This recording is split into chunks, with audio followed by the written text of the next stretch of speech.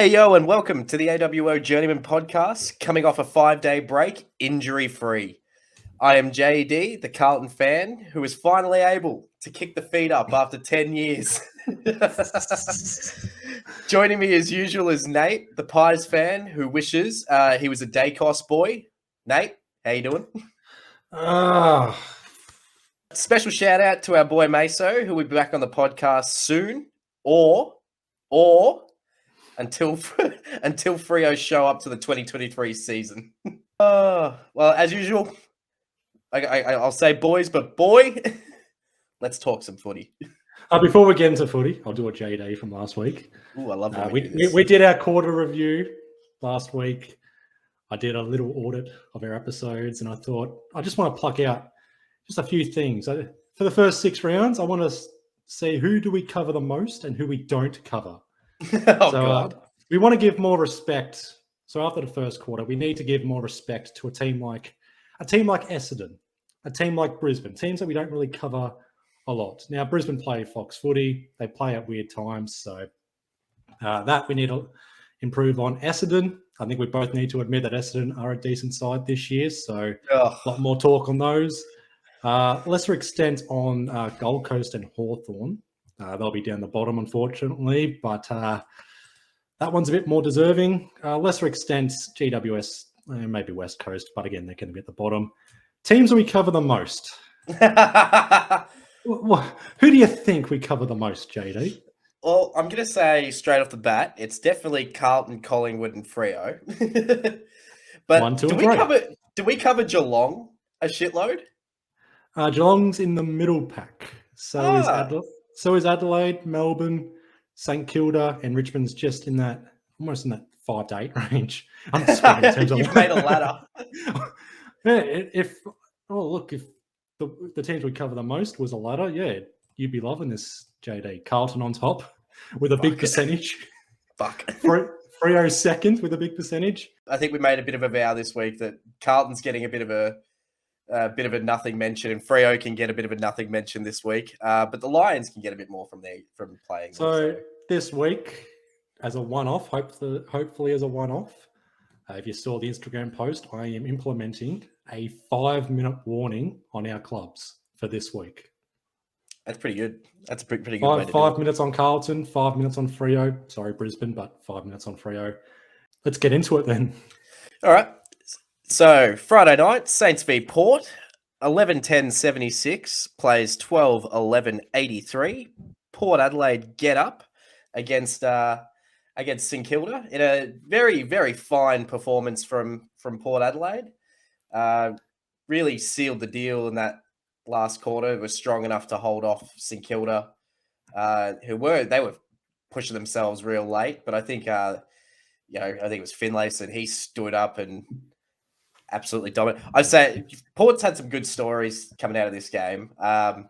Jason Horne-Francis, game of his life. Boo! We're not. We're burying the boo. We're burying the boo. The boo doesn't need to happen for him anymore. It's unless you're a North Melbourne supporter, you can stop booing a 19-year-old. I'm actually getting over it. It's a bit weird. It's a bit weird to start to like. Why are we at him? I've seen the weird. Like I said, the weirdest thing I've seen on social media this week has been, see, it wasn't racial when we booed Adam. And I just ignore those ones. That's Nuffy level right there. I just ignore it. It's just do your own thing. Make that comment. Look stupid in public. Problem is when it's made by more than one person. So, exactly. So that was the problem of seeing it made by more than one person. A lot of people agreeing. But the other story coming out was, always good to see Finlayson playing well. I mean, it's good to see the form he's in. I mean, the tough ride his family's going on at the moment. I think his wife's battling stage 4 cancer, I believe it is. So, tough time in the Finlayson household. So, as we like to do, shout out to Jeremy Finlayson. But, he took some very big crucial marks late in that fourth quarter. So, yeah, Port had some real good stories coming out of this game. So, Horne-Francis, Finlayson. But, yeah, just an all-round good performance from Port. Bit of an arm wrestle that they ended up getting on top of. And I think they really showed how to beat the Saints. You did it I think they've shown the blueprint. There is a blueprint to do it. First 5 minutes of the game, we both saw Port Adelaide try to take the game on early, take it on quickly, and we both just thought, it's Port Adelaide, do your best. It's against St Kilda, it's not going to work. But fair play to Port Adelaide. They stuck to their guns. They stood up, stuck to the game plan, and it worked magnificently in the second quarter. Arm wrestle in the third, and they kicked on in the fourth quarter. You have to give major credit to Ken Hinkley.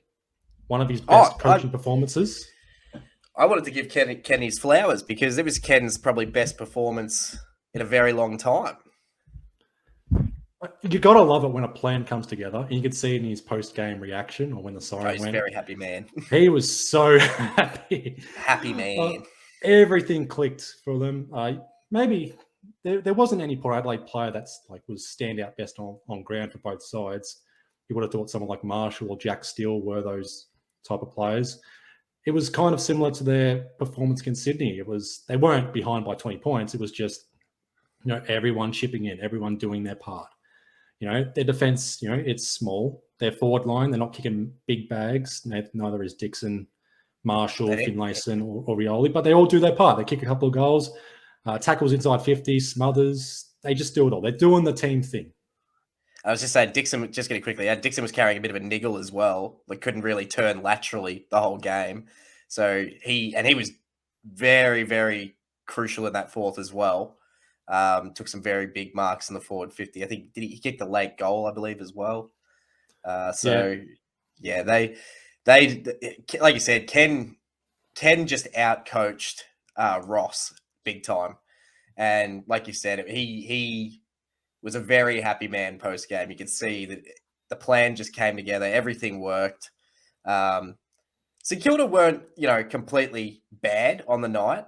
That's the thing. Saints, I think, are going to be proved to be very hard to keep down this year, which is something they've been missing.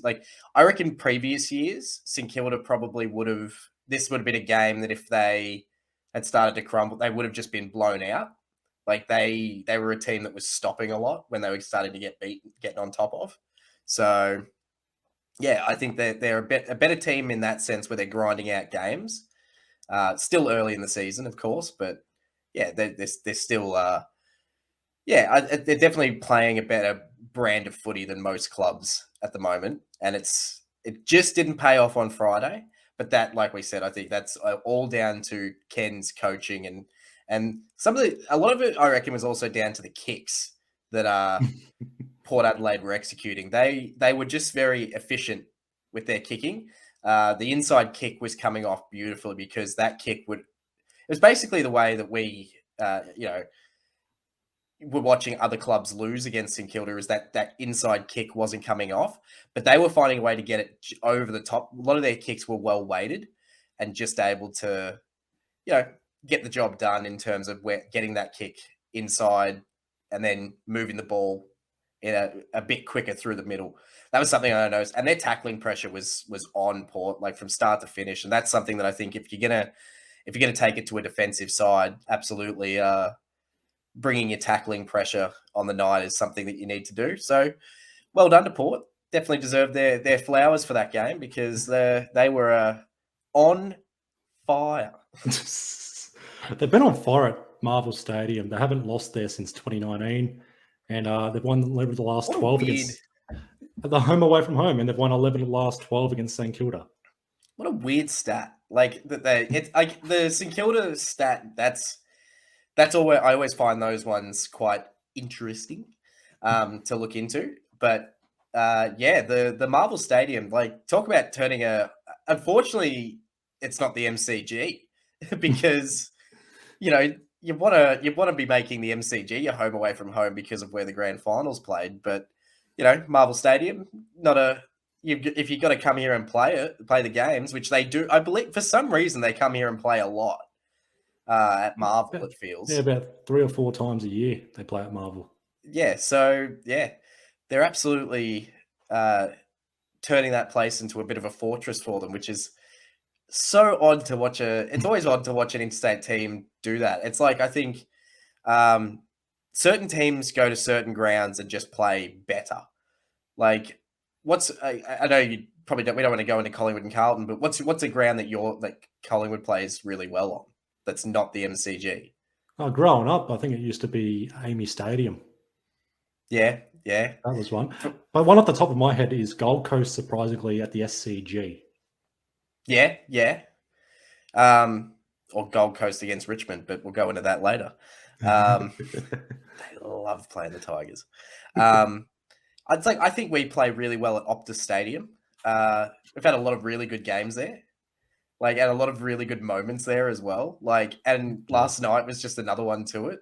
I'm not too sure if it's any panic stations for St Kilda in terms of their game plan stuff. Like I said, the game plan there was a blueprint.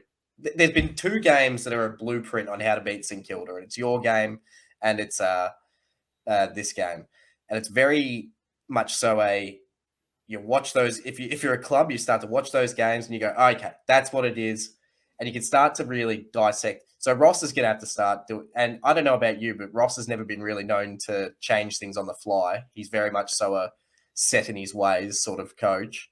So yeah, they've got to get I reckon their next month is going to be very, watch how they adapt and see if teams are starting to figure them out. Because I think a blueprint has been shown, and whenever a blueprint's shown, I mean, you'd know this, it can really hurt when you play some really good sides that actually are coached really well. I know St Kilda, I've seen in recent weeks, they're trying to take the game on a little bit more. They're trying to score more freely. They are zoning a bit more, and I think that's coinciding with someone like Max King coming back in, Tim Membry's back in, so they got some height down forward, so they want to utilise that. And they're a young side still. They're going to keep running. It's going to take a bit of time, but it is a testing month ahead. Are they going to still be a top 4 side, or are they going to drop off like they did last year?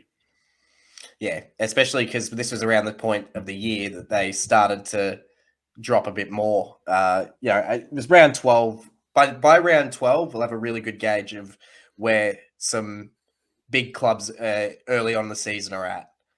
Exactly. And St Kilda are absolutely one of those sides. There's a team we can gauge early on already this season, and that's Freo. Another loss for Freo, 2-5 to start the season. They are this year's sliders. I think last week the Dogs gave them the baton to be the slider of 2023. So Lions and Freo, Saturday day, 17-13, 11. Jesus Christ, 115. 11-15 was what I was about to say. Plays 10-7-67, almost nice. 2 more points, Freo. Come on, what are you doing? Oh, that's all we needed. But the Lions, dominant, absolutely dominant. Mufasa. Okay, it's funny how we got to. This is what we get for getting a podcast. We make calls, and look what happens. Meso starts saying that he wants to see more of Mufasa. They bring Mufasa to Freo, and turn the Gabatoir into Pride's Rock and just absolutely decimated Freo. Like they were a bunch of hyenas. Plus 20 inside 50s, 62-42 Brisbane, 17 or plus 17 clearances. Once again, Brisbane's just that. They're a clearance side, and that's no surprise they have the clearances, and also plus 34 in marks. So you did see early on with Freo, kind of like what Port tried to do against St Kilda, which worked for them. Freo, you saw a lot of handballs in that first quarter. They were trying to be quick, but it was just perception quick. They weren't quick at all, unfortunately. It was, yeah. They weren't quick at all, unfortunately, and a lot of handballs weren't even hitting their targets. And Brisbane, they're not a pressure side, but they did put on enough pressure to really make Freo, fumble it up a bit. And we found out, well, Meso spoke to me during the week, they haven't won a first quarter since round 20 or round 21 last year. So that's, I think, a streak of 11 first quarters in a row where they've lost the first quarter. And they're conceding on average, I think, 24, 25 points each time. So they're really putting themselves on the back foot early on. And given the year they've had, they can't afford to have a shit first quarter because they're playing, catch-up footy for the rest of the game. And the only positive I can have for Freo in this game is Michael Walters' goal. Can we call that goal of the year, especially with the goal we saw from Will Ashcroft? Well, he probably saw 2 goals of the year in one day. I thought we saw 3 because there was Charlie. One of Charlie Cameron's goals was also very.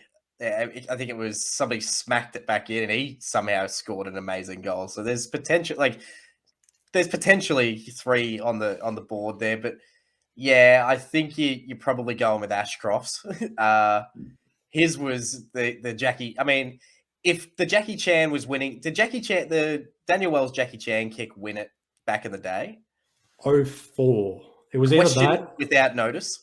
It was either that or it was Fofola's bullshit. No, not bullshit. That set shot Hey. from the half forward flank against Adelaide. Yeah, One of fair. those two. But yeah. Either way, the Jackie Chan kick would have been nominated for it. So yeah, Ashcroft from the pocket doing the Jackie Chan kick is something completely different. There's also Charlie Cameron's freakish goal from last week off the back heel as well. So there's going to be some really good goal. Like, you remember how I feel like for the last couple of years we've had a couple of boring. It's been a couple of boring goal of the year. Like, I don't know, just hasn't been like the old. Remember the old dribble goals that we used to get that were beautiful and things like that, or like running goals. We just don't get those anymore. So when we finally get things okay, here's one for you. If Draper had kicked that goal last year where he had bounced it about 4 times, goal of the year instantly for me because he kicked. It's a ruckman with a running goal. Yeah. But yeah, this year it feels like we're just getting treated to not only spectacular goals, but we're getting treated to a mountain of goals as well this year. So I saw a statistic for you, and you'll like this one. So Charlie Curnow was on 19 goals at this point last year and was leading the Coleman. He's now on 30 with Jezza, and there's also 3 other players above 19 already at this point in the year.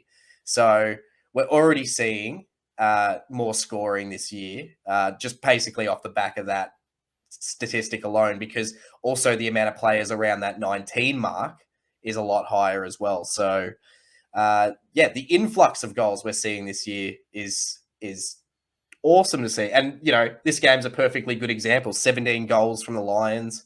They had a good spread of goal kickers too. I think I saw a number of 3s and 2s across the board. So good to see them get a good spread as well. But speaking of getting spread, Freo got absolutely spread in half. I think they're at an impasse in this season. They've got Hawthorn next week. Wait. Say that again. They're at what? Impasse, crossroads. Do you mean an impasse? Tipping point, whatever. You're just saying impasse. Oh, whatever. I'm from Shepparton, all right? Nothing makes sense to me. It got me for a. I was like, did I just hear the words impasse? Chin cotter. Oh, don't worry. That one's got me riled up. But again, it happened again. You get what I'm saying though with Freo. You lose to Hawthorn next week, it's season over. Now, I haven't seen the match review panel yet, but Matthew Johnson was in a bit of trouble for his tackle on Zorko. We'll find out pretty soon the result of that. I wouldn't be surprised if there's at least a week in that one. It's a shame because he was just starting to find his footing at AFL level. Yeah, it's what it is at the moment. That's a stat that I'd like you to get up is how many players have missed this year with from a dangerous tackle. Like, I'd like to see the not only the concussion side weighing up against the suspension side. I was thinking that there's definitely been more suspensions than there have been like concussions from those tackles. There's probably been the same amount of concussions as there being tackles. Motlop's a great example. Like, he was suspended off of somebody not even getting hurt. Not even a free kick. So, yeah, and I could see why we took that one. So, Lions, dominant game. Freo, they need a bit of a reality check. If they can't get over the line, like I said, if they can't get over the line from Hawthorn, then it's all over Red Rover. Moving on to the next game, Swans versus Giants in, my personal, I reckon, game of the round, based off of all the results this weekend. But yeah, Battle of the Bridge delivered. How come every time you come around my battle of the bridge? You come around my battle of the bridge, right? Oh, I'll join in on that one. That's a good one. Let's make it a thing. Battle of the Bridge. We got to come up with a Battle. name. It's like baddest of them all, but it's like it's the battle of the bridge. We need it. Phantom of the Opera House. I Oh don't know. Jesus. But 16-10, 106 plays 17-5, 107. We were on absolute draw watch for this one. And it almost came to fruition, but the Giants, they stopped a crucial, it was almost certain going through, stopped it on the line. They had some big moments in that fourth quarter, but none bigger than my boy, Tobias Green. What a goal. And like, I mentioned to you, Dermot Brereton had called it basically in the to a T. 20, 30 seconds leading up to it, saying you got to get on Toby. He's going to be the most dangerous person here. He's going to be the one that's going to score a goal. And he's even watching it, and you could see it happening. Is they're letting him roam free, and he gets himself in the perfect position, as he always does. And it was a beautiful snap over his shoulder. Oh, Tobias Green, well done. It's absolutely crucial to acknowledge that I think they made the right choice with Toby Green. No, I'll put my hand up and say they've made the right choice with Toby Green as captain. Oh, captain, my captain. Oh, he's putting together, like, he's only had the one real off game this year, and that's because he was basically, that was Carlton identifying him as the most crucial thing in the GWS forward line. And he is a player that is just so entertaining to watch. Even his interviews post game, he's now become. I still don't understand that. I now don't understand the hate, because it's years on since he's had some big indiscretions. He's grown up realistically, and now he's just sort of like he's just an entertaining bloke. And this is the stuff he does best, is these late goals, leading his team from the front. He's always been that type of player who can bob up and kick 3 to 5. And it's just he's such a unique player to play against. He's sort of like, he's sort of one of those players that he's almost not impossible to match up on, but he's very, very hard. A lot of teams have that one player. He's theirs. So let's dissect that last play then. So we can't really give too much fault to Ollie Florent. He may have a bit of nightmares in that forward line now, given what happened in round 4. So he marked him straight away, but it was just Toby. He goes to, I think, Chad Warner and marks him, because Chad Warner was the free man. Ollie Florent backs off, and Toby Green was allowed to, for 2 seconds, was allowed to be free. And that snap, 99, or I don't know, I can't put a percentage on it, but most players can't kick those goals. It's not a fluke in Toby's eyes. It's not the goal set. He's just a freakish player. So it's the fact that and that's the thing. Dermot Brereton's got a great eye for these sorts of things. When Derm was calling it out, of course, my eyes immediately just went, okay, where's Toby?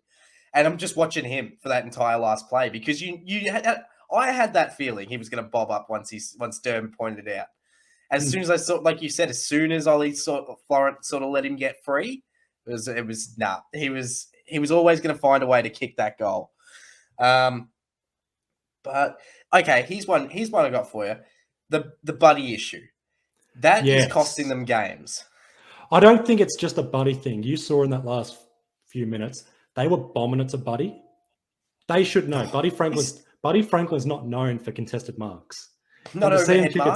it so much to Buddy. You saw it so many times. 2 clunks, or he had to take a chest mark for a contested mark. That was not happening.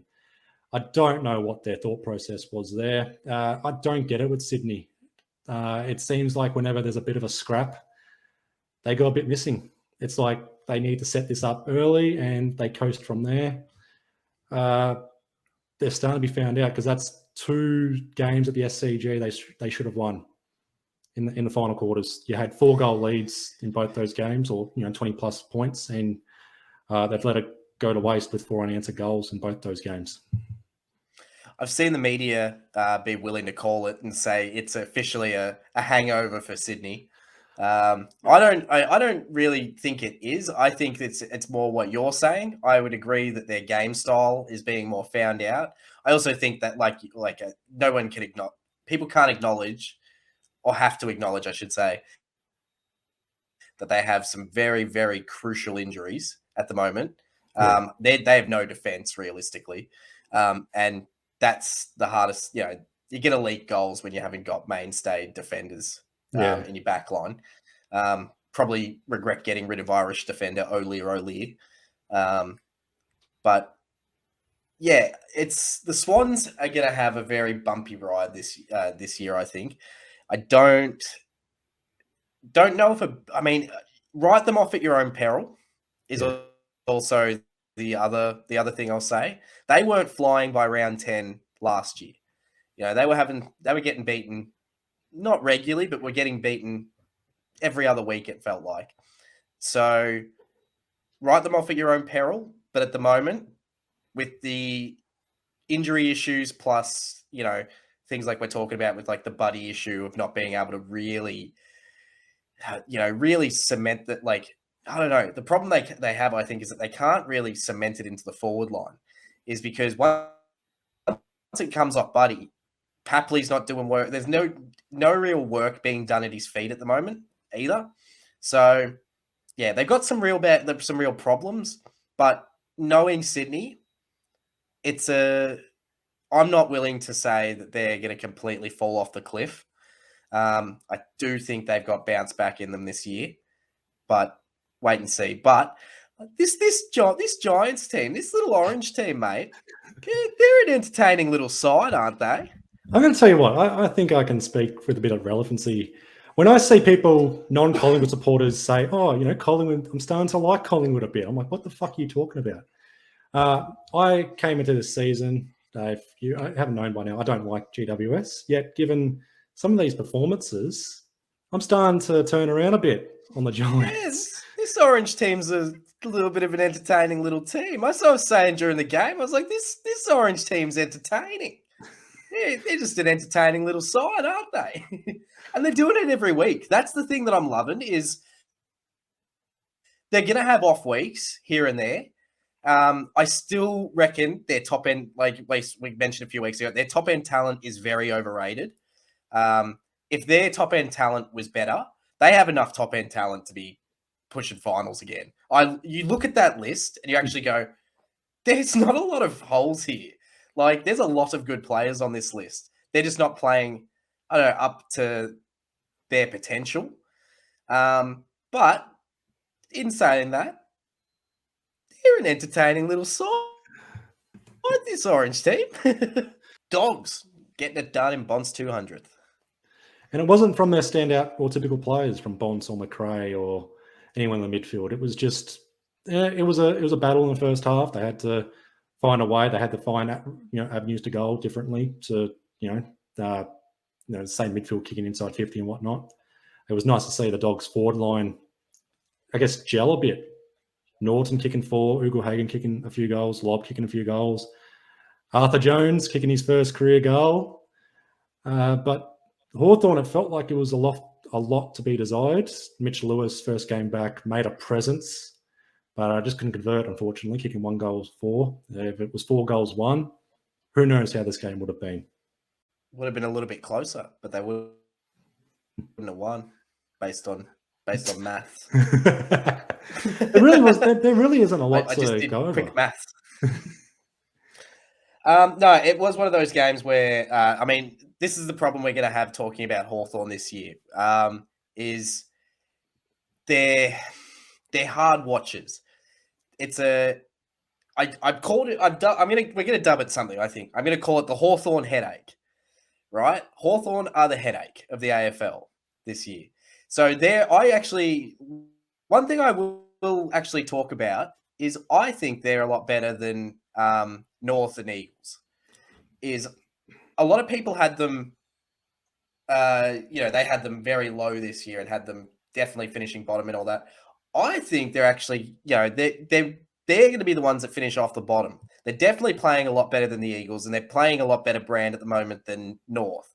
And I'll get into that in a bit because I have a lot to say about the way North's playing, especially. Yeah, I'll get into that later.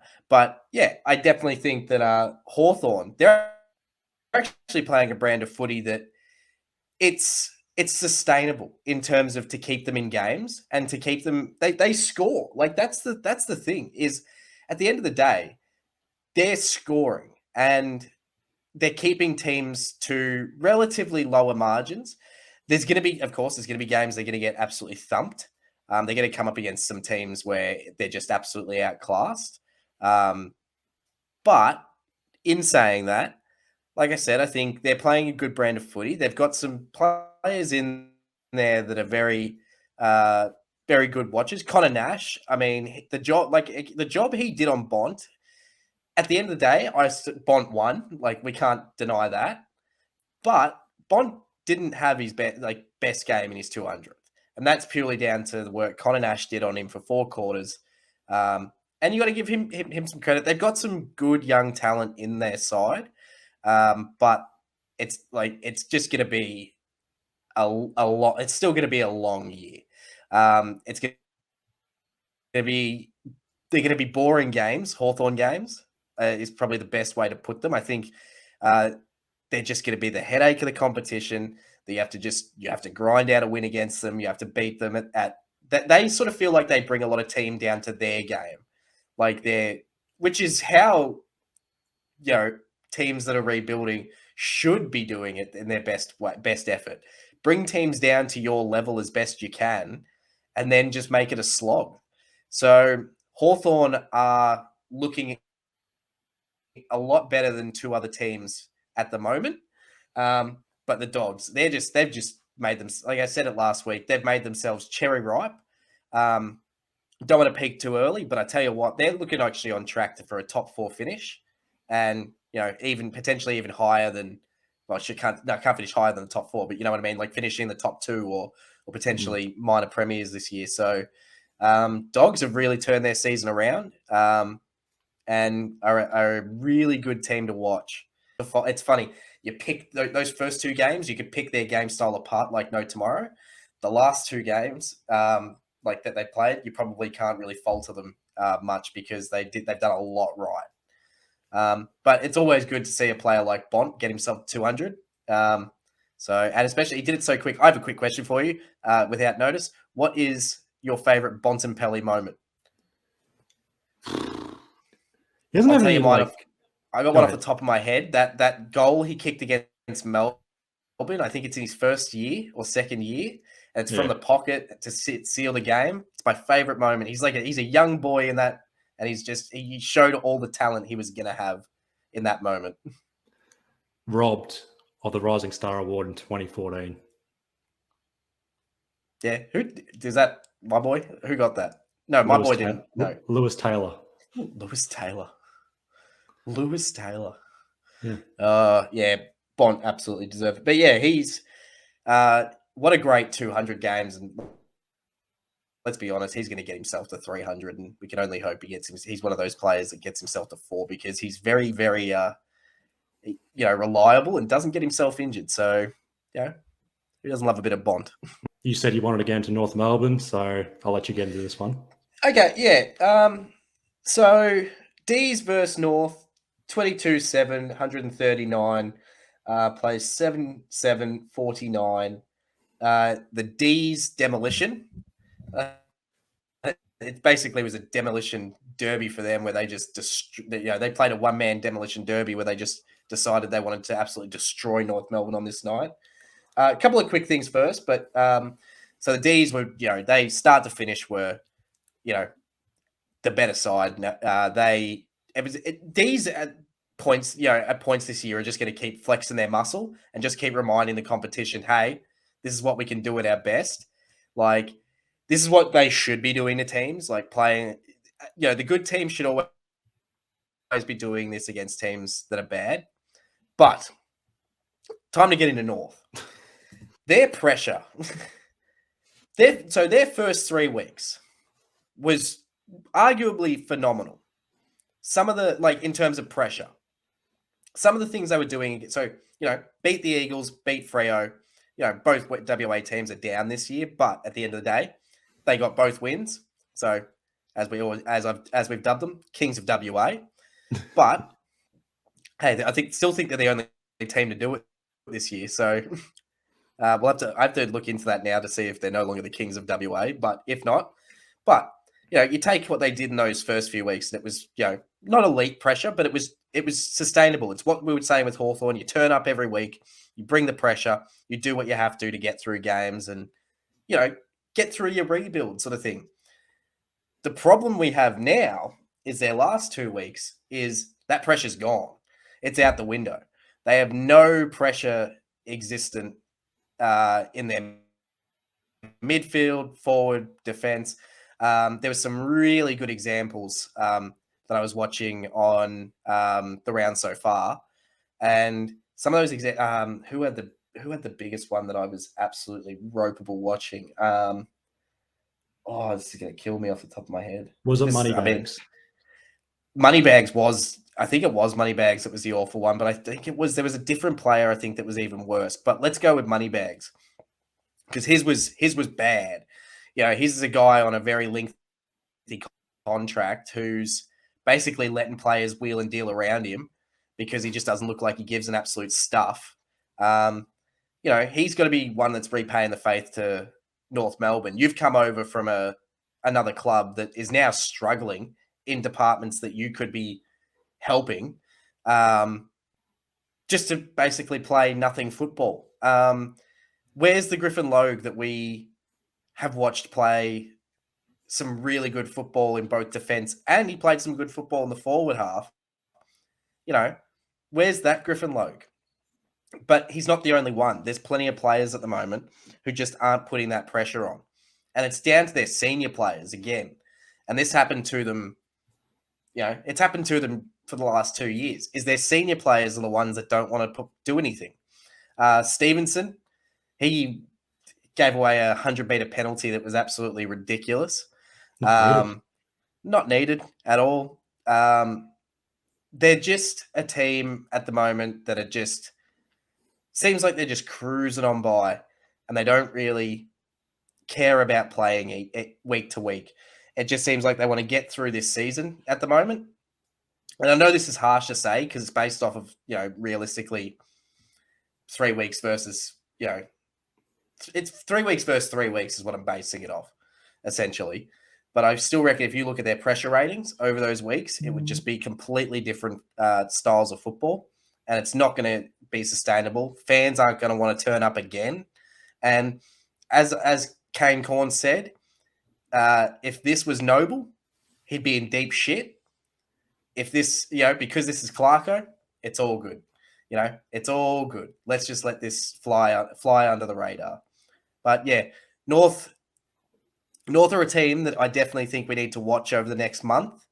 If they keep producing these sorts of performances, yeah, it's the rebuild how can you even say that there's been improvement? Rebuilds, I went through a lengthy rebuild from a deep cut of a list. I know they take time, but you still can show improvement over those years.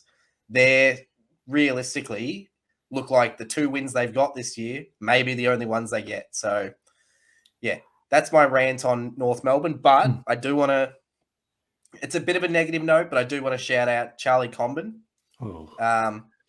One of the most gruesome leg injuries you'll see. I was one of those people that went back and watched it. Yeah, the pain he was in, if you've seen the photos, was awful to see. He has apparently just been having rotten luck with injuries since he was a junior. So all the best to him, and hopefully he gets himself back sooner rather than later. I want to thank Charlie Comben for producing the greatest leg break since Shane Warne on the MCG. Hey, you're the best. Hey, we're 8 episodes in. It's not the time to tell me you got morals. You're the best. I just said you're the best. Mate, if I get cancelled, you know why. I mean, if someone's getting cancelled, it's going to be you. So, No, Um, like my thoughts are with Charlie Comben. Bit weird. Channel 7 weren't going to show the replays. They say it when it happens. We're not going to show you the replay. Channel 9, however, let's show you the leg break. did they Fucking hell, I actually? saw that. I saw that in the morning. Oh, they loved it. I don't know why they wanted to show that, but Was thoughts that are with Sunday Channel. Footy Show? No, it was the Today Show and the Okay. Wide World of Sports as well, just briefly. But I don't know why Channel 9 thought, oh, you know what, we're going to show the leg break. You're also an old man who watches the Today Show and Wild World of Sports in the morning. Mate, So, no, it's called having the TV on in the background. I mean, yeah, it's fair enough. I also get up to watch Sunday Footy Show, so that's I can't be. I have to be. I missed today, so I'm annoyed. Oh. But yeah, not too much more to hamper on about D's versus North. This game was very one-sided. Going into and now we're just going to go into another one-sided game. Don't want to harp on this one. Give me the 5-minute warning. All 5 minutes starts now. Okay, 6-8, 44 plays 23-14, 152. One of the biggest all-round performances we've had in 10 years. Charles Curnow, the king, especially the king out west, because he just keeps kicking bags out there. 9 goals, 9 beautiful goals. Unfortunately, not 10. I like that people. I love that the criticism from this game was, Carlton could have got Charlie to 10. I was like, yeah, that's a fair criticism. If you're playing that well, that you're criticizing a team for not getting him to 10. But he did the team thing. He was happy. He just got the boy. He was just happy to see players get to, especially seeing someone like Dirds, who I don't know if anybody saw. He was very emotional after he kicked his goal. The player who lost his life a few weeks ago from a collision on field was actually one of his best mates. So that's why he was very emotional. So yeah, it was good to see him kick a late goal, and yeah, it was just good to see the boys play a really solid performance. Especially after like the rant I had last week, where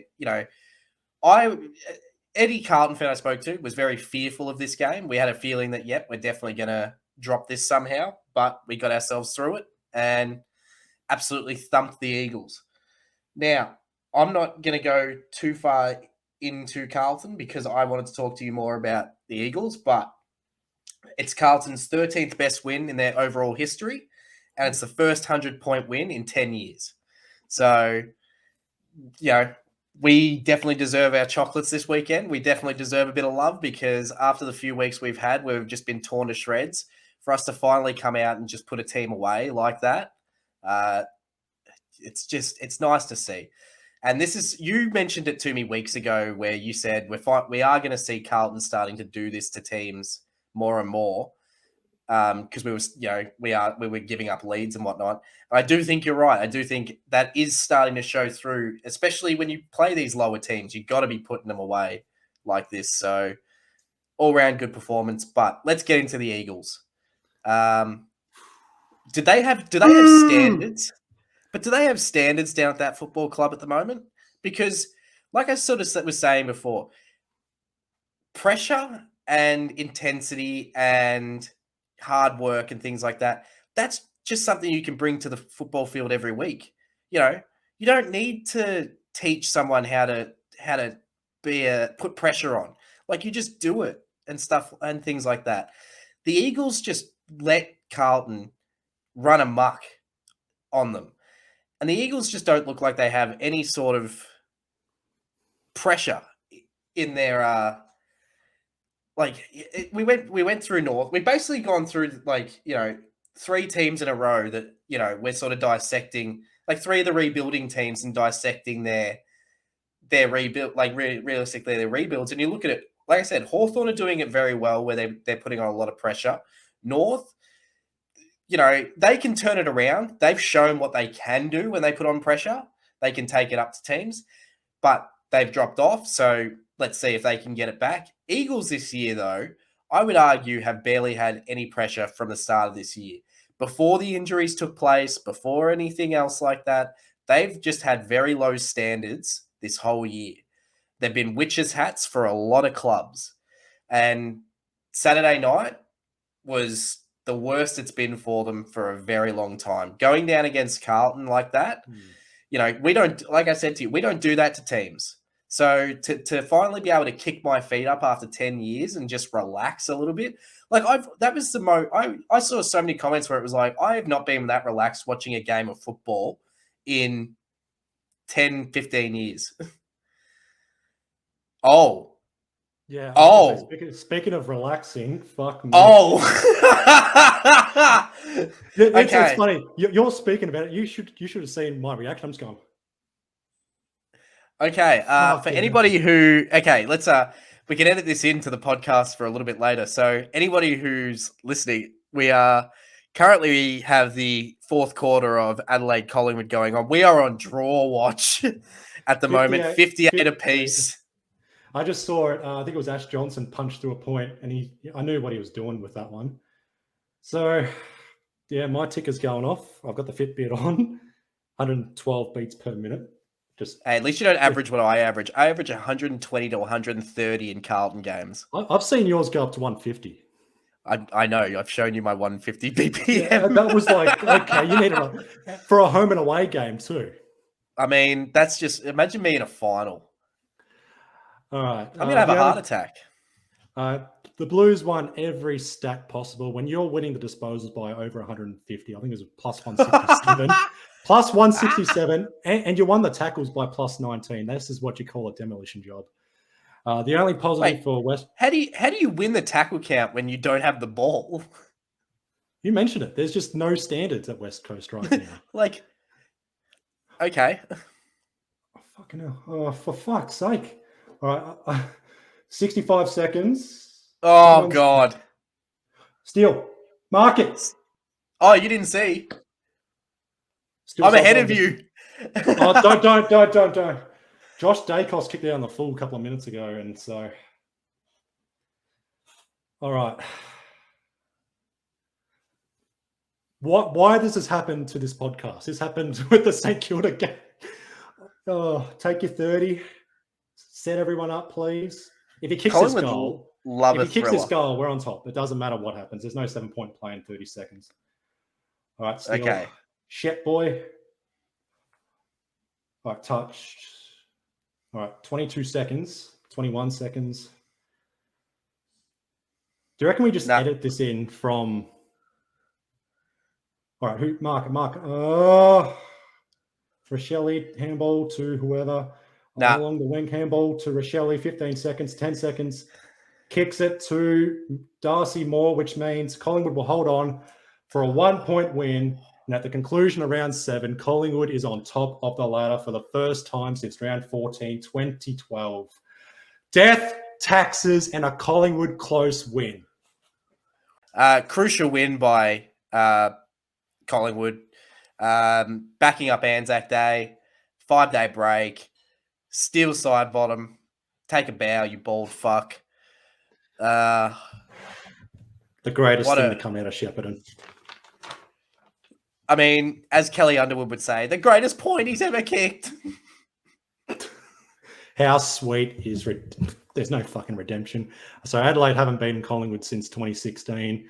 Adelaide have to play Geelong in Geelong next round. They haven't won in Geelong since 2003. So this was a tricky fortnight for Adelaide. They can hold their heads up high a little bit to lose by a point to Collingwood, but it's a game that slipped away from them yet again. And hopefully this doesn't come back to bite them on the ass come season's end. I would argue that this game could have been won in the first quarter if they had done what they did to Carlton against you, which they looked like they were going to do.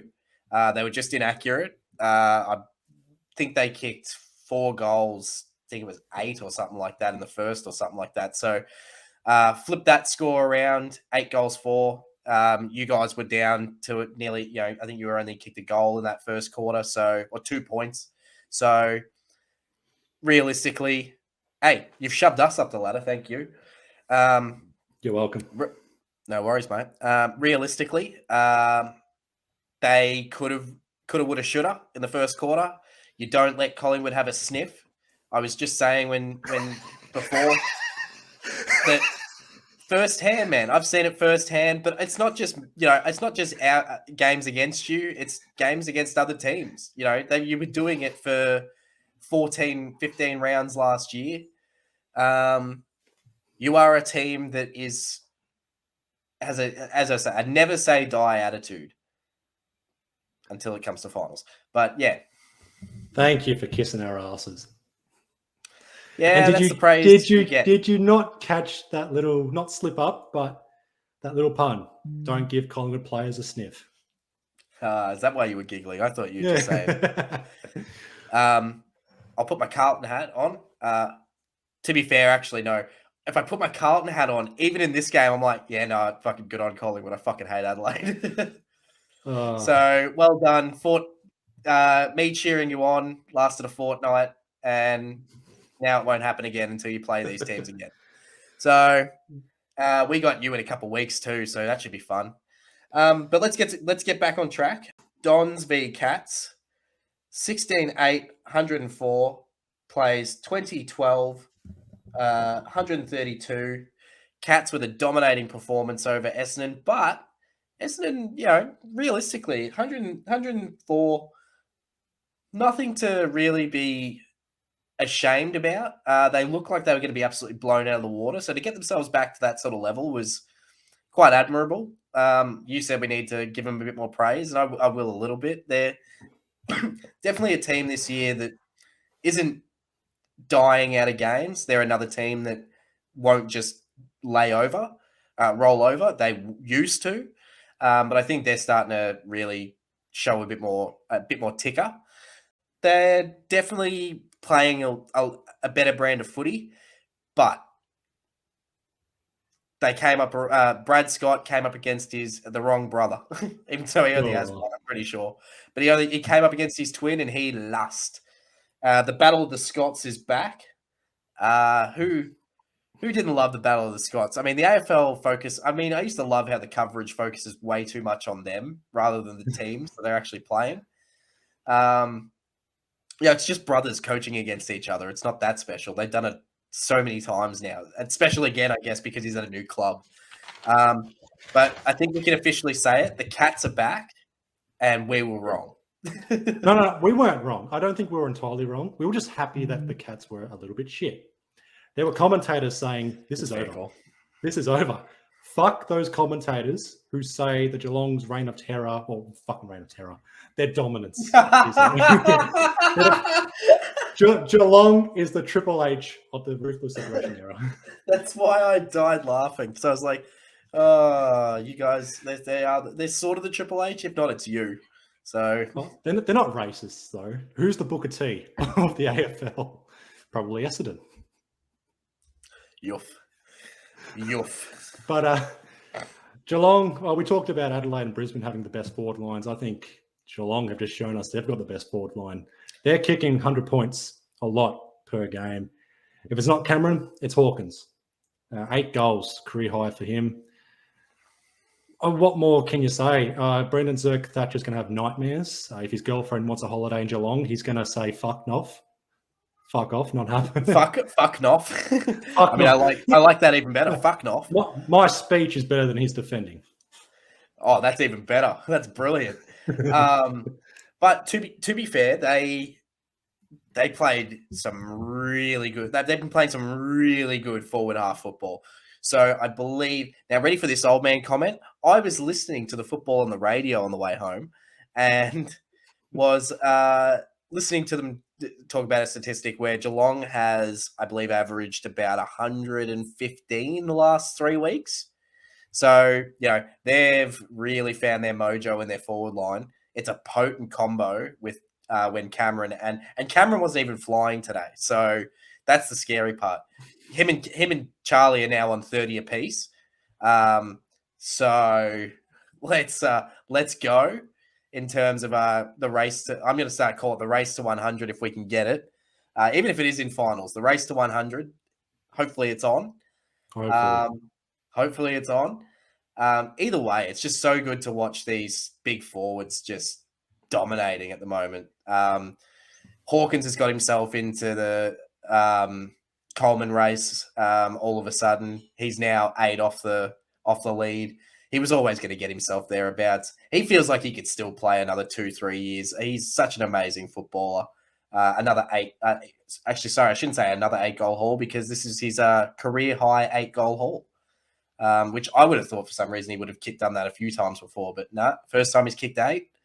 Like you said, I think Zerk Thatcher is going to be having some nightmares about him for weeks. Question. I'm starting to do this more because I love questions without notice. What are Essendon in 2023 to you? What sort of side are they? Essendon in 2023 is a side that's transitioning into something a little bit better for 2024 and beyond. This is not meant to be a nothing year. This is just meant to be let's set some standards. Let's set a good culture. Let's retain some players. Let's play to our strengths. Let's put some intensity on as well. So we don't know where they're going to end up in 2023. It can land them in the top 6, can land them in the bottom 6. It could be anywhere still. Their first 4 weeks was a pretty decent draw. The next 4 after that, though, was going to be tough, and they're in that little tough period now. They've got 2 losses in a row. They've got Port Adelaide in Adelaide next week, so that tough draw still keeps going on for them. They've still got a small goal for them could be in a year that's got 23 rounds, win 12, get a positive win-loss record. Probably won't get you in the finals with an average percentage, but something to build off. And then obviously get that consistency for, again, 2024 and beyond. We don't know what their trade target's going to be like. We don't know the contract situation for Parrish. I think there's someone else out of contract as well that, it's going to be, something to think about. And obviously you've got to get Peter Wright. He's shoulder up and, Peter Wright. Big bad Peter Wright. Peter Wright, right? Because he can impact games. He was, we can, it's funny to sign a contract for 4 years and then do your shoulder a couple of hours later. But Peter Wright was one of the reasons why Essendon made finals in 2021. He was kicking bags. He was finally cementing himself, in the best 22 of the side for once. And he was kicking. He kicked over 50 goals, I think, in 2022. So he's a decent forward. Again, it's something to Essendon will figure a few things out. We don't know where they're going to end up, though. That's my thoughts of Essendon in 2023. I think they have a good. It's another team that I think they have a good brand of footy. They have a bit of They're another team that's trying to have a bit of that never say die attitude, where even to know they got dominated today, like I sort of said, they didn't give up. They tried till the very end. And and some teams sort of, I think, look at that. They get margins get out to certain points and then just drop off. You don't really care about. But no, Essendon, I feel like every time now they're going to, even if they're down by a big margin, they're still going to push themselves, which is something they need to do. They need to make sure they start to cement that brand of footy. Top 8's a possibility. Like you said, I think top 8's a possibility this year. Middle of the table's a possibility this year. Finishing near the bottom's their possibility this year. Who knows? They are a big they're a big question mark on the AFL at the moment, which is good to be that. You were that last year, and look what happened. So, building blocks, start to build off this, and they'll be a better side in no time. Tell you what, Essendon is a better side than Richmond right now. Yeah, 100%. Richmond, I think we can officially say the dynasty is over. I'm not going to go that far. Given what Geelong's done in the past month, I don't want to say Richmond's dominance is over. It's not really dominating the last couple of seasons, but we spoke about this in pre-season that their depth was going to be a question mark, and they have to answer that question a lot sooner than they thought. And I think we have the answer to some of those questions with that. But first, let's get into the scores. So 6-12-48 plays 11-6-72. The Suns getting over Richmond in a bit of a grind out performance. In a match that I wouldn't. You could pay me to watch it again. I wouldn't do it. I mean, I elected to watch this because I wanted to, because it was so entertaining about how bad the first half was. I got to admit, so after the first half, it picked up a lot more. Did, yeah. The intensity picked up and things like that. But that first half of footy was some of the worst football that I've watched in years. And And this is coming from a Carlton supporter who went through the dark ages. I think I can So- relate to this game. So I went to this game 2 years ago, Collingwood Gold Coast at the MCG. It was a Saturday afternoon. Very similar, I reckon. It was a shit first half. Gold Coast were in front just. Collingwood weren't converting. Richmond weren't converting here. Gold Coast somehow had the lead. And it was the third quarter they pushed away. And they held on to win by 4 goals. And it was a question mark on Buckley and Collingwood. I don't think it's a question mark on Dimmer, but it's a big question mark on Richmond. Yeah, so I've heard some people bringing Dimmer into question, and I'm like, yeah, no, let's not bring Dimmer into question yet. There's plenty of other coaches that need to be looked at well before Dimmer's on the chopping block. Someone like an Adam Simpson, you can't be winning 3 games in 30. But like you said, Richmond as a whole, their depth. Some of these players that were basically meant to be the next players coming in. As I sort of mentioned to you, this is why they should have been debuting them and keeping them in their side for, like Geelong were doing, debut, and they actually keep them in the side for a few weeks, let them see if they can earn their spot, and then drop them if they don't earn their spot, or they keep staying in the side and then they just keep on ticking on. Sam Simpson was a perfect example of that a few years ago. Just using our boy from last week as an example, but. Yeah, it's really bad to watch a team who, if they had probably developed these kids and give them a bit more AFL time, it's more the AFL time. Like, they're not saying that they haven't developed them at all, but it's more the AFL time and the pressure situations. And like, I think it was Samson Ryan, who he took he dropped a crucial mark late, and it was like. It's those little things. You don't want to be a Jack Darling late in games. You don't want to be dropping those big marks.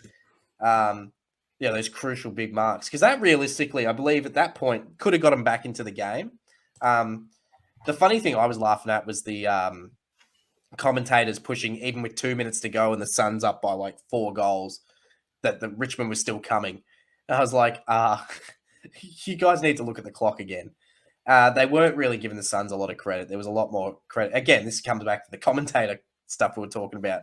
Wasn't a lot of praise for the Suns for their work that they did in that second half. It was more about the negatives of Richmond, or this is what Richmond could do better. And it's like, well, I'd like to hear about, how well the Suns are doing as well. But yeah, this was the ugliest. I think this is easily the ugliest game so far of 2023. And I would argue Richmond have played in a few of those already. I think we should compile a list at some point of the ugliest games of the year near the end of the year, and go through some of the awful stuff we watched in 2023, because this would be right up there, especially that first half. 2 quick things.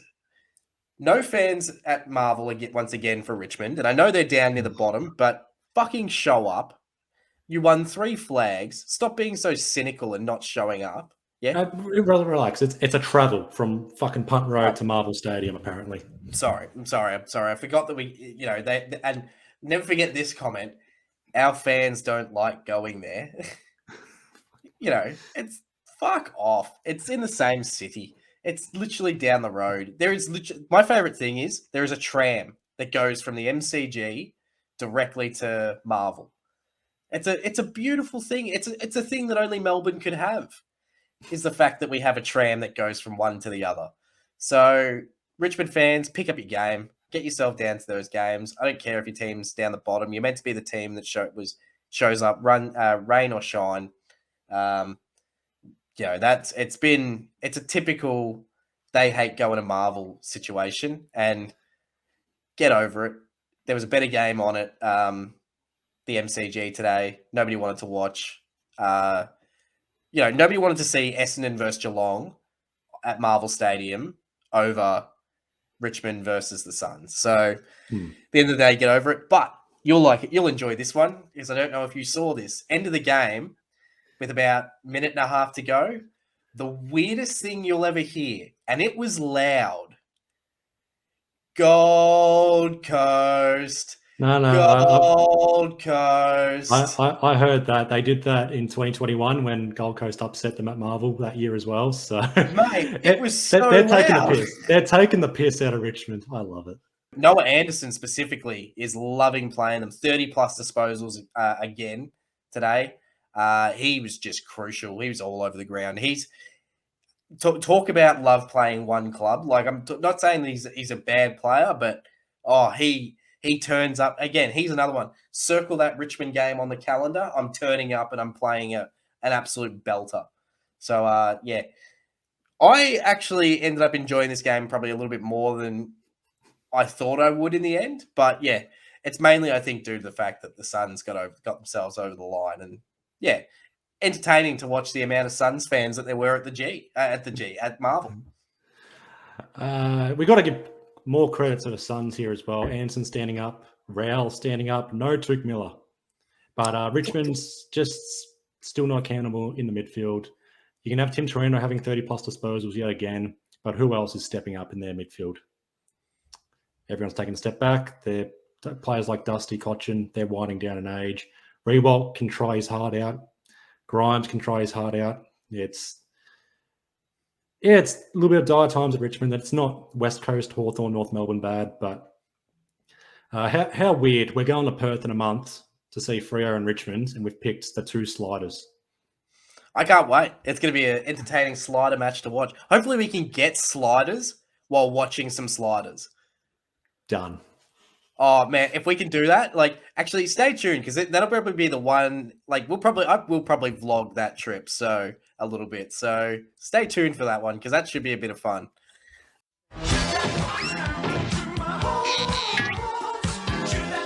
Meso's not here. Usually we'd come up with something that, well, what would Meso think of for a Meso's arrow? I'm going to be a bit selfish on this one. I'm going to go a little bit different, take liberties for myself. Let's go back to Saturday night. Carlton, West Coast. Carlton dominating. No surprise there. Big win to us, to you. Big win to commentators. Big percentage boosting win. Now let's have a look at the ladder, shall we? Carlton are, as of right now, they're 4 wins, 2 losses, but 1 crucial draw. 1 crucial draw. That crucial draw means Carlton are in no percentage boosting battle. They're not in it for 108 point wins. They can do that all they want. They can lose every match by 100 points. They can win every match by a point. But when it comes to percentage, fuck off. It ain't happening. Carlton rely on wins and losses. The worst part was it wasn't just one time. They kept bringing up, this was such a percentage boosting win. The worst of all was when they brought up the infographic at the very bottom. Percentage boosting win over West Coast. Fuck right off. You're taking the piss, surely. Fox Footy, we love you. But this is not a percentage boosting win. Unless they have got the scoop on what's going to happen later in the season, if it's going to be a battle for 8th spot between Carlton and Richmond, or there's going to be a couple more draws where Carlton could, be battling it out against a team like Adelaide or Essendon or Sydney, if they have a draw. But as of right now, it's just a big win for Carlton. There's no percentage to really focus on just yet. But Fox Footy, you've been arrowed. Stop being petty. Already, little arrow for you because that wasn't this big one. Just petty.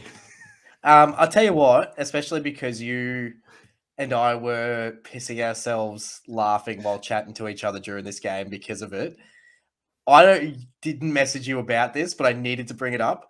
So they're bringing up the ladder when they're dissecting the game, and then all of a sudden they go, Carlton with a percentage boosting win. They're talking about it again, and then one of them just goes, well, actually, so after all that time, they've gone, well, actually, the draw could be crucial in this whole thing. I'm like, they don't know what they're talking about at the moment. They were so confused by a draw and percentage.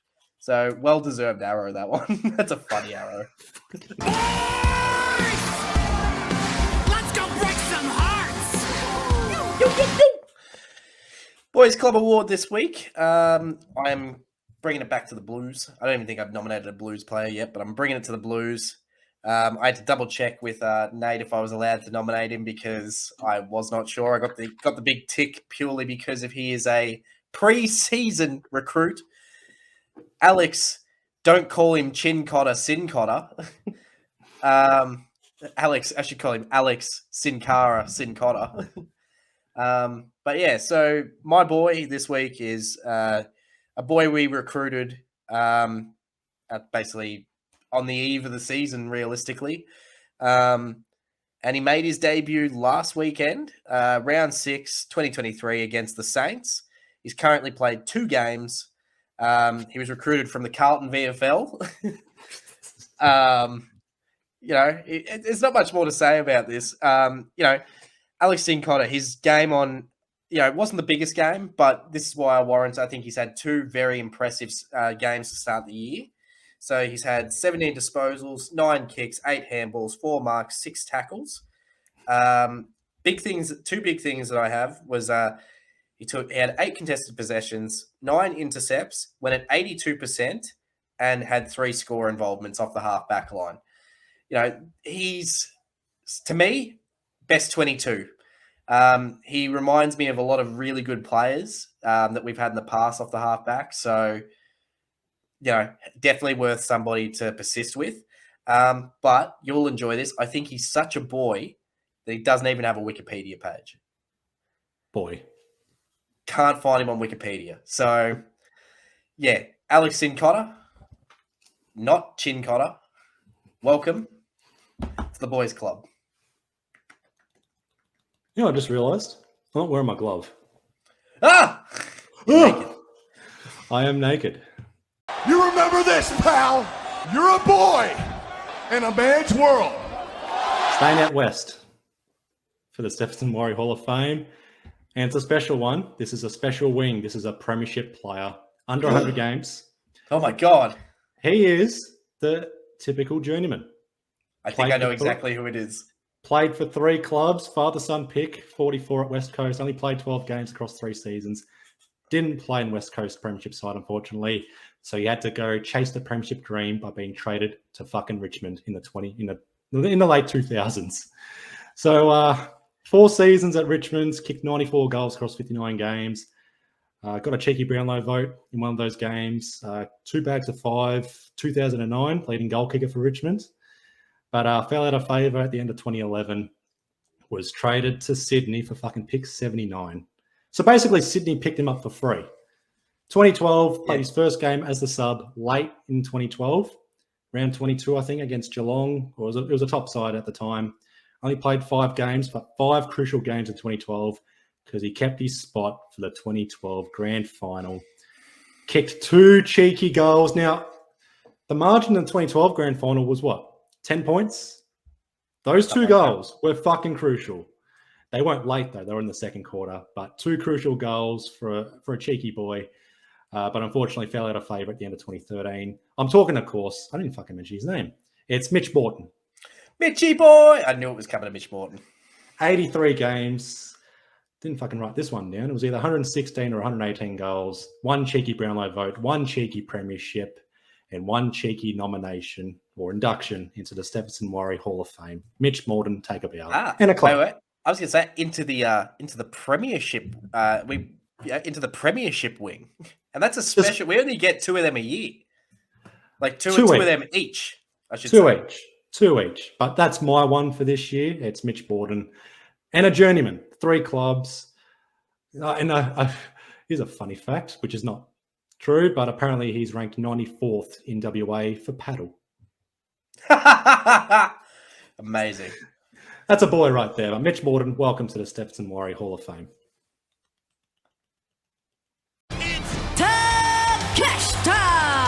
Wow. It's weird being the one that to do Takesh to watch without.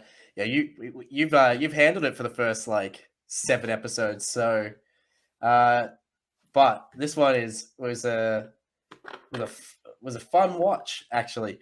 So, old Kenneth Omega teaming with our boy Takeshita in the main event. The main event of AEW Dynamite. against the Butcher and the Blade. So a bit of a nothing team. We knew the result for going pretty much in, but this match was all about Takeshita. This match was all about building up Takeshita. This match was showing off Takeshita. And let's be honest, it was beautiful to watch, start to finish. He got hot tags.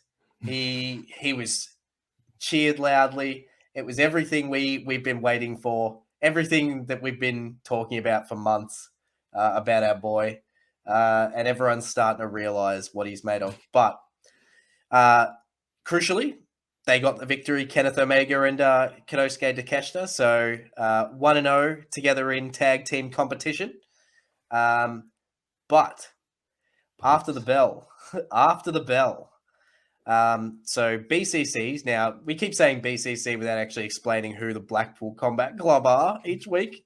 They're a faction in AEW consisting of some of the top guys like John Moxley and Bryan Danielson. And they came out, and basically the situation was that they made it look like, because Elite got on top of BCC and made it look like basically Bryan Danielson was trying to show Takeshita that they're going to Kenny's trying to attack Moxley unwarranted, similar to how it went down last week. No, he jumps in the ring, gets in the way like he did last week, and basically then BCC jumps the Elite.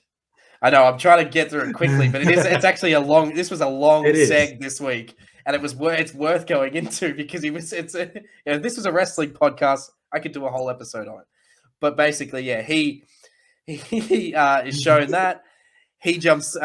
You then have BCC attacking the Elite. Elite then say you're either with us or against us. He takes too long to decide and gets taken out by BCC. Left a bloody heap in the middle of the mat to go off, basically go off the air for Dynamite. And one hell of a beautiful Instagram post that anybody who follows us on Instagram would have seen, that the poor boy was still a bit messy. So yeah, that is Takesh to watch this week. Nothing that I've heard of for him for next week. I'm assuming he's going to be written off television for at least a week. So maybe nothing, maybe Instagram watch next week, maybe Twitter watch. So that is this week's Takesh to watch. Sorry, it's a little bit long. But yeah, so big week of football. I mean, it's always a big week of footy for us. We love that footy. Games for next week, any big crucial games? Carlton Brisbane. It's a crucial game at Marvel, of all places, Marvel Stadium. I should be there on Friday night. So, after being crook with gastro all of last week, so should be good to get out and actually go see a game of footy and actually get out of this house after being so sick. So, yeah, should be nice. Two crucial bottom of the ladder clashes: Richmond West Coast at MCG Saturday Arvo, and you got Freo Hawthorn Saturday night at Optus. Something has to give. Something does have to give. I doubt that Richmond will lose to West Coast, but that Freo and who'd you say? Sorry, Freo and North. Hawthorn. Sorry, that's anyone's game. So, especially the style of game that Freo has been playing. But we'll wrap it up there. So, we are the AWO Journeyman, JD, Nate, and our boy Meso, not here at the moment, but remember to follow us on Instagram at AWO Journeyman. Subscribe to our Spotify and our YouTube, also at AWO Journeyman. Like, share, and sub, all that good shit. And please drink more water. I had to spit it back in and then drink.